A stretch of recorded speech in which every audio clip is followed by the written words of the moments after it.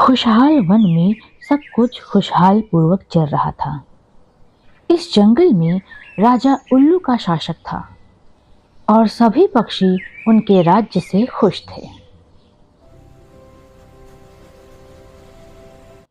सचमुच महाराज का दिया हुआ तोहफा कितना सुंदर है।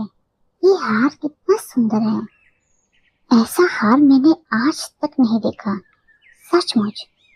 रानी हार से बातें ही कर रही थी कि टुन्नी चिड़िया वहां आ जाती है। ऐसा हार दूर दूर तक किसी भी रानी के पास नहीं होगा।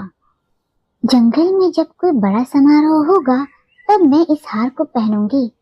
सबकी नजर इस हार पे होगी। हाँ। अरे अरे टुन्नी, तू कब आई और ऐसे क्या देख रही है घुर घुर के मेरे हार को? अरे नहीं रानी जी, ऐसी कोई बात नहीं है, लेकिन सचमुच आपका ये हार वाकई बहुत ही सुंदर है। ऐसा हार मैंने भी नहीं देखा कहीं। लगता है बहुत महंगा होगा, है ना रानी जी? टुन्नी चिड़िया और रानी बात ही कर रहे थे कि उस वक्त लीला दासी आ जाती है, जो रानी के साथ हमेशा रहती और उनका ख्याल रखती। रानी जी, आपको महाराज ने फौरन बुलाया है, जरूरी काम है। अरे रानी जी, आपके पास में रखा हुआ हार इतना सुंदर है। ऐसा हार तो मैंने आज तक नहीं देखा रानी जी। रानी राजा का बुलावा सुनकर फौरन चली जाती है और वो हार वहीं छोड़ जाती है। क्या बात है राजा जी, आपने मुझे बुलाया? क्या जरूरी काम है कोई? अरे नहीं रही रानी जी, हमने सोचा कि हम अपने आस पड़ोस के राज्य में जाकर उनसे दोस्ती का हाथ बढ़ाएं। अगर हमारी दोस्ती उन सब से होगी तो हमारा राज्य भी फले फूलेगा। इसलिए हम सोच रहे थे कि क्यों ना आप और हम दोनों जाकर उनसे मिलते हैं। हमने जो आपको तोहफे में हार दिया है वो पहन के जरूर चलिएगा। इससे उन्हें भी ऐसा लगेगा कि हमारे राज्य में भी किसी चीज की कोई कमी नहीं है। राजा रानी की बात खत्म होती है और रानी अपने कमरे में आती है। अरे अरे वो हार कहाँ चला गया? यही तो रखा था हमने। हमारा हार कोई ले गया है, लगता है चोरी हो गया है। महाराज, महाराज, महाराज, हमारा हार चोरी हो गया है महाराज। हमारे कमरे में वो हार नहीं है। हमें वो हार वापस चाहिए महाराज, हमें वो हार वापस चाहिए। हार की चोरी सुनकर महाराज एक सभा बुलाते हैं जिसमें महल के सभी कार्यकर्ता होते हैं। जैसा कि आप लोग जानते हैं ये सभा क्यों बुलाई गई है। आप जानते हैं कि रानी का हार, कीमती हार चोरी हो गया है। हमें उस चोर को पकड़कर कड़ी से कड़ी सजा देनी होगी, वरना हमारे राज्य का नाम खराब होगा। आसपास के राज्य में हमारी हमारी बड़ी बदनामी होगी। महाराज, मैं एक बात कहूँ। जब मैं रानी को बुलाने गई थी तब वहाँ टुन्नी चिड़िया भी मौजूद थी। उस कमरे में टुन्नी चिड़िया और हार के अलावा और कोई नहीं था, और उसके बाद से ही वो हार गायब है। लगता है उस टुन्नी चिड़िया ने ही वो हार चोरी किया है। इधर टुन्नी चिड़िया आराम से सो रही थी, इस बात से अनजान कि उसके साथ क्या होने वाला है। सब इस बात का निष्कर्ष निकालते हैं कि टुन्नी चिड़िया ने ही चोरी की है और महाराज के आदेशानुसार टुन्नी चिड़िया के घर 2 सैनिक पहुंच जाते हैं। आप लोग, क्या बात है, अचानक मेरे घर? क्या कोई काम है आप लोग? अरे इसे देखो, इसे तो कुछ पता ही नहीं। 100 चूहा खा के बिल्ली चली हज को। चोरी करके ऐसे अनजान बनी हुई है कि इसे कुछ भी पता नहीं। चल, तुझे महाराज ने बुलाया है। इधर महाराज का आदेश पाकर टुन्नी चिड़िया को अंधेरी कारागार में डाल दिया जाता है। हे भगवान, ये मेरे साथ क्या हो रहा है? मैंने तो कोई चोरी नहीं की, लेकिन अब मैं इन लोगों को कैसे समझाऊं कि मैंने कोई चोरी नहीं की। हे भगवान, मेरी मदद कीजिए। टुन्नी चिड़िया की आवाज सुनकर वहां राजा आ जाते हैं। देखो टुन्नी चिड़िया, तुम तो जानती हो कि मैं कोई बेरहम राजा नहीं हूं। मैंने तुम लोगों का हमेशा ध्यान रखा, तुम्हारी खुशियों के लिए इस राज्य में बहुत से काम करवाए हैं, और तुमने चोरी करके मुझे ये सिला दिया। देखो टुन्नी चिड़िया, मुझे बता दो वो हार कहाँ है। मैं तुमसे वादा करता हूँ कि मैं तुम्हें छोड़ दूंगा, जाने दूंगा। अगर तुम मुझे नहीं बताओगी तो तुम्हारी सारी जिंदगी इस काल कोठरी में बीतेगी। राजा जी, मैं जानती हूँ कि आप एक बहुत अच्छे राजा हैं। आपने हम सबका बहुत ख्याल रखा है, लेकिन सचमुच मैंने चोरी नहीं की। मैं नहीं जानती कि वो हार कहाँ है। आप मुझे छोड़ दें।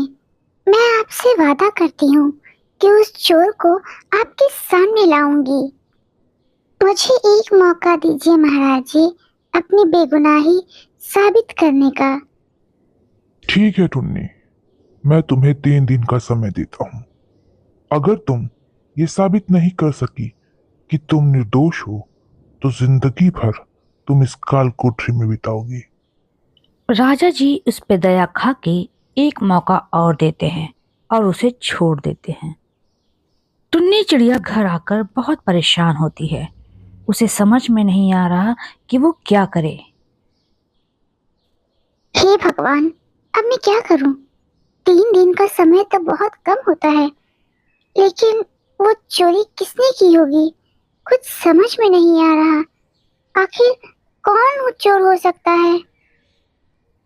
जहाँ सारा जंगल सो रहा था, सभी पक्षी अपने घरों में आराम कर रहे थे, वहीं दूसरी ओर कौवा और कव्वी दोनों अलग ही धुन में थे। दोनों के बीच एक अजीब सी खामोशी।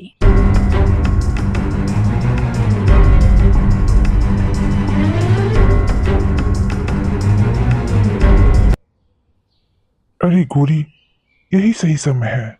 सभी लोग सो चुके होंगे, किसी का मुझ पर ध्यान नहीं जाएगा, कोई जगह नहीं होगा। मुझे अभी इसी वक्त निकलना होगा यहाँ से।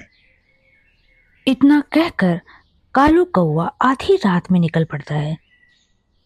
इधर टुन्नी चिड़िया बहुत परेशान थी और इस कारण उसे नींद नहीं आ रही थी। तभी वो क्या दिखती है कि कालू कौवा आधी रात में कहीं जा रहा है।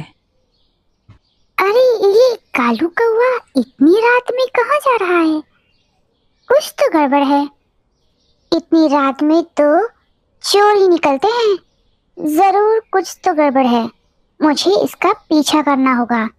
टुन्नी चिड़िया फौरन ही कालू कौवे का पीछा करने लगती है। पीछा करते करते टुन्नी चिड़िया और कौवा एक दूसरे जंगल में किसी के घर के पास जाते हैं। अरे कौन है रे तू? इतनी रात गए, तुझे किसने यहाँ का पता बताया? क्या चाहिए तुझे भाई? कहीं तू चोर वोर तो नहीं है? देख, यहाँ से निकल ले जल्दी। अरे लाला जी, आप मुझे गलत समझ रहे हैं। मैं इतनी रात को ये हार बेचने आया हूँ। दरअसल मैं आना नहीं चाहता था, लेकिन बहुत जरूरी था। पैसों की सख्त जरूरत है, इसलिए इतनी रात में आया हूँ। अरे तो पहले बोलना था ना। ये हार तो बड़ा कीमती लग रहा है। क्यों भाई, कहीं चोरी वोरी का तो नहीं है ना? देखो, चोरी का माल मैं नहीं लेता। अरे लाला जी, आप ये क्या कह रहे हैं? चोरी और मैं तो बहुत सीधा आदमी हूँ। अरे मुझे पैसे की जरूरत नहीं होती तो मैं ये हार ना बेचता। वो क्या है ना, मेरी बीवी का हार है और मेरे बेटे की तबीयत ठीक नहीं है, इसलिए मुझे पैसों की सख्त जरूरत है और ये हार मुझे मजबूरी में बेचना पड़ रहा है। अरे भाया, तू तो बुरा मान गया। मैं तो मजाक कर रहा था। हाँ, तो शक्ल से तो सीधा ही लग रहा है।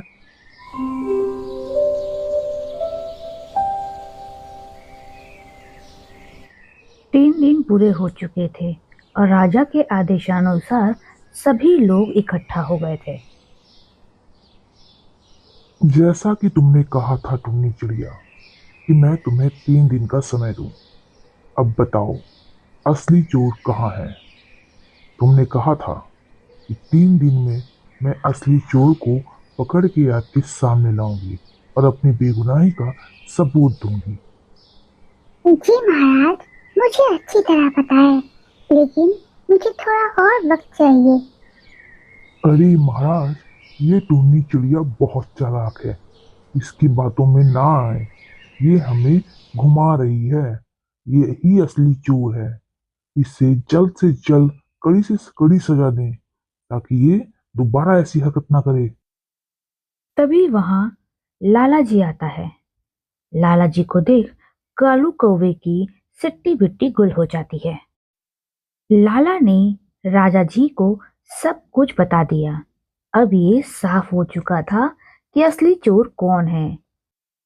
राजा ने आदेश दिया कि कालू कौवे को काल कोठरी में बंद कर दिया जाए और ये सजा सुनाई कि कालू कौवे को जिंदगी भर काल कोठरी में ही बितानी होगी।